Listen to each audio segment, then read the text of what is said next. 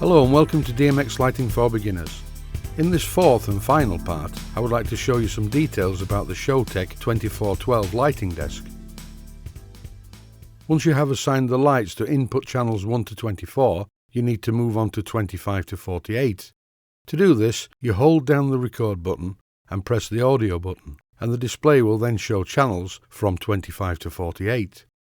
Here is a schematic diagram showing the input channel layout from 1 to 24. DMX1 1 to 3 RGB1, DMX4 to 6 RGB2, DMX7 to 12 the RGB laser, 13 to 17 the first COM scan, 18 to 22 the second COM scan, and channels 23 and 24 control 2 of my 4-channel dimmer pack. This dimmer pack is used for some halogen lights I have. It's no good for LED lights.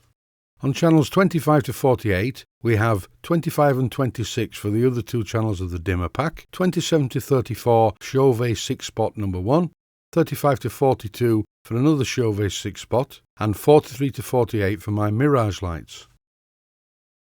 In this next sequence, I will show you some of the lights. Firstly, the CHAUVET 6-spot units. The 6 spots are controlled individually from the mixer, but in the end, I put them down as a pair to a scene, so they work together. For the use I need them for, the band, I do not need lots of fancy chasing. If I was a DJ, then I would, in which case I would keep them separate and could really go to town on complex chases in both directions. These CHAUVET 6-spot units are great to have in a lighting rig. By buying 2 of them, you have 12 lights in 2 very compact packages. They come in a carrying bag, but for serious use I really would recommend flight casing them. I'm letting this sequence run for quite a while to show you the permutations of all the chasers. These are the factory programs really. By assigning them to a scene and moving the fader into a different position, you can access lots of the chasers, as well as fixed colours. They really are a good light to have in your rig.